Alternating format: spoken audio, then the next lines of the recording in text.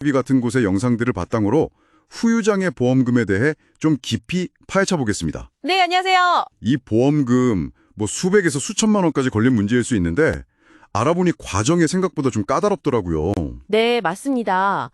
보험은 다들 가입해 계시는데 정작 이 후유장애가 생겼을 때 어떻게 보험금을 받아야 하나 잘 모르시는 경우가 아주 많아요. 그렇죠.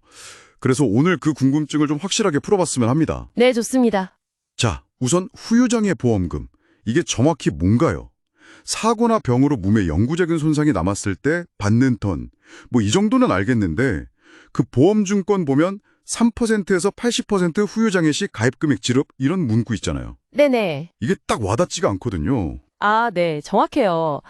그 보험 약관을 보면요. 우리 신체 부위 있잖아요. 눈, 귀, 코, 척추, 팔다리. 이렇게 총 13개 부위에 대해서 장애 기준이랑 지급률을 다 정해놨어요. 아, 기준이 다 있군요. 네. 예를 들어 설명드리면 좀 쉬울 것 같은데요. 만약에 손목 관절이 부러져서 치료를 다 받았는데 6개월이 지나도 정상 운동 범위의 한 25% 정도밖에 못 움직인다. 그러면 그게 후유장애 지급률 20%에 해당되는 거예요. 20%요? 네. 그럼 만약 가입 금액이 2억 원이었다. 그러면 4천만 원을 받게 되는 거죠. 와, 크네요. 만약에 한 절반, 50% 정도 움직인다. 그러면 10%니까 2천만 원. 75% 정도 움직인다. 그러면 5%, 1천만 원. 이런 식으로 계산이 되는 겁니다. 이게 손목뿐 아니라 어깨, 팔꿈치, 고관절, 무릎, 발목 같은 다른 주요 관절에도 거의 비슷하게 적용되고요. 아하, 그렇군요.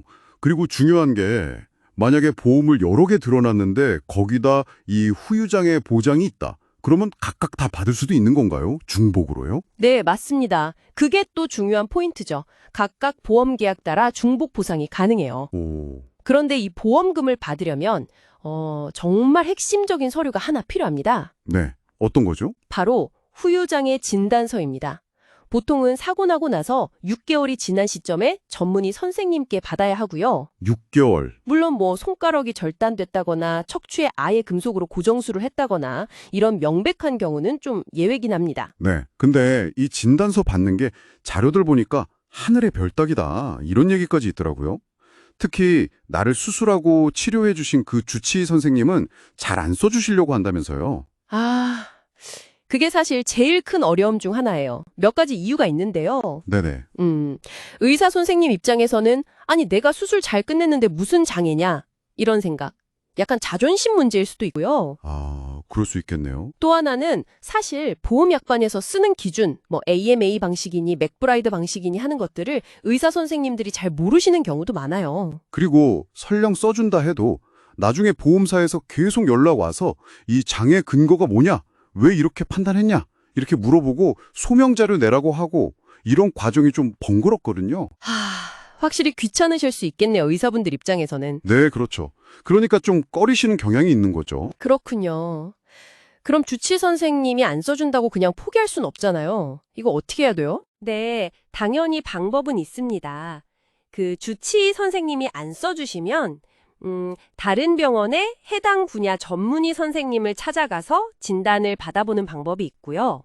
다른 병원이요? 네, 아니면 아예 처음부터 그 손해사정사나 변호사 같은 전문가 도움을 받는 것도 좋은 방법입니다. 전문가요?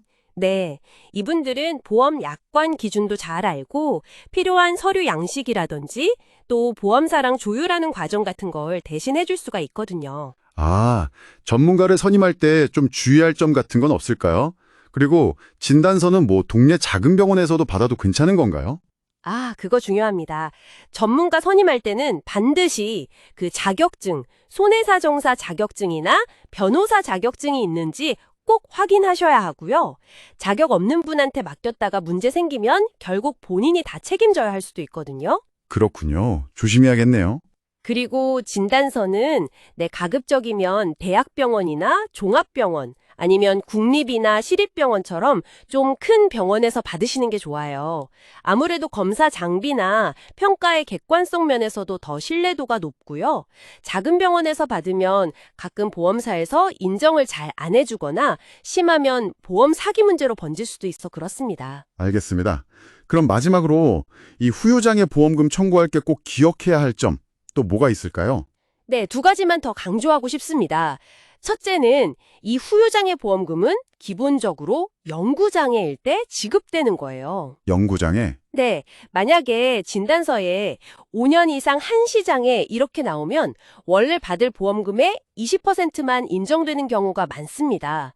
근데 여기서 또 중요한 게 예를 들어 교통사고 나서 자동차 보험 합의할 때는 한시장애로 인정받았더라도 내가 개인적으로 든 보험에서는 영구장애로 다시 인정받을 수도 있다는 점이에요. 아, 그럴 수도 있군요. 네. 그리고 두 번째는 그냥 아프다. 이렇게 통증만 호소하는 걸로는 보험금 받기가 어렵습니다. 객관적으로 기능이 떨어졌다는 게 증명돼야 해요. 예를 들면 관절이 움직이는 범위가 줄었다거나 신경 손상으로 근력이 약해졌다거나 하는 그런 거요. 객관적인 증거가 필요하다. 그렇죠. 마지막으로 아주 기본적인 건데 보험금 청구서 쓸 때 후유장애 보험금 청구라고 명확하게 표시를 해야 합니다. 이걸 안 해서 그냥 일반 상해보험금만 받고 끝나는 경우도 생각보다 꽤 있어요. 아, 정말 중요한 팁이네요. 결국 이 후유장애 보험금이라는 게 사고로 힘든 상황에서 정말 큰 힘이 될 수 있지만 후유장애 진단서 발급이라는 큰 산을 넘어야 하는군요. 전문가 도움을 받거나 다른 병원을 알아보는 적극적인 노력이 진짜 필요해 보입니다. 네, 맞습니다. 오늘 이야기 쭉 나눠봤는데요. 마지막으로 이런 생각을 좀 해보면 어떨까 싶어요. 의학적으로는 치료가 성공적으로 잘 끝났다고 보는데 또 보험 약관이라는 기준에서 보면 장애가 남았다고 평가될 수 있잖아요. 네, 그 간극이 있네요. 네, 이 간극을 어떻게 하면 좀 줄일 수 있을까? 그래서 정말 보험금 청구가 필요한 분들이 좀 더 객관적이고 또 원활하게 진단을 받을 수 있으려면 우리 사회나 시스템이 어떤 점을 좀 더 고민해 봐야 할까요? 이런 질문을 한번 던져보고 싶습니다.